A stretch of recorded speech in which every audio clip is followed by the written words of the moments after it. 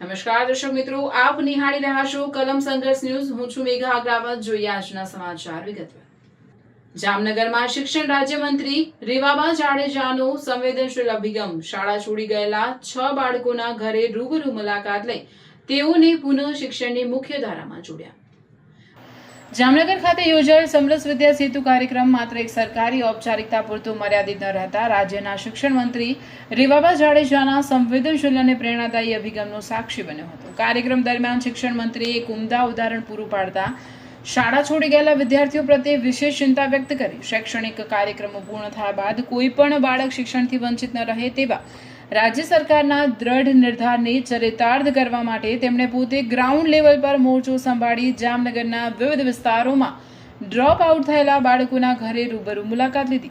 મંત્રીએ સોનલનગર વિસ્તારમાં રહેતા ચાવડા વિરેન્દ્રસિંહ બહાદુરસિંહના નિવાસસ્થાને પહોંચી તેમની સ્થિતિ જાણીને તેમને ધોરણ 6 માં પુનઃ પ્રવેશ કરાવ્યો। ત્યારબાદ લાલવાડી વિસ્તારના વાડી વિસ્તારમાં રહેતા હર્ષિતા નવીનભાઈ પરમારના ઘરે જઈ તેમને પ્રોત્સાહિત કરી ધોરણ 9 માં શાળા પ્રવેશ અપાવ્યો હતો। આ ઉપરાંત માધાપર ભૂંગા વિસ્તારની મુલાકાત લઈ વાઢા માહેનૂર હુસેન તથા અફસાના બાનુ શબીરભાઈ ગઢને ધોરણ 5 માં તેમજ રઝિયા કાસમભાઈ કકલ અને જૈનમ કાસમભાઈ કકલને ધોરણ 9 માં શૈક્ષણિક કીટ અર્પણ કરી પુનઃ શિક્ષણની મુખ્ય ધારા સાથે જોડવાની વ્યવસ્થા કરી।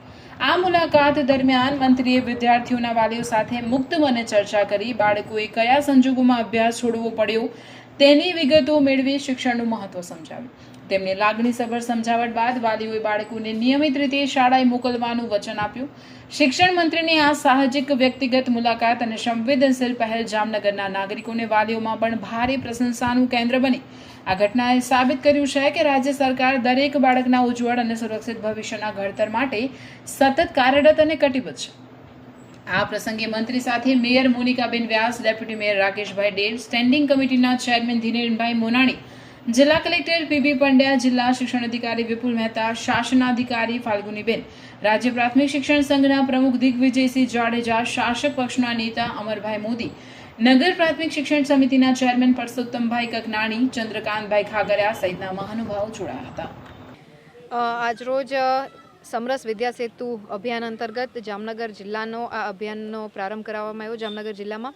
એના જ ભાગરૂપે આજે પ્રતિકાત્મક 4 દીકરા દીકરીઓ એવા છે કે જેમને શાળાએ પુનઃ પ્રવેશ કરાવી અને એમનું શિક્ષણ કાર્ય છે આગળ ધપાવવાનો પ્રયત્ન કર્યો છે। જેમાં આજે દીકરીબાના ઘરે આવી એમને સ્કૂલ બેગ અને પુસ્તકોના માધ્યમથી 8મા ધોરણમાંથી લઈ અને 9મા ધોરણમાં પુનઃ પ્રવેશ કરાવી અને આ અભિયાન અંતર્ગત ગુજરાતનું અને આપણા જિલ્લાનું કોઈ પણ બાળક શિક્ષણથી વંચિત ના રહી જાય એ માટે થઈ અને સતત અમે પ્રયત્નશીલ છીએ।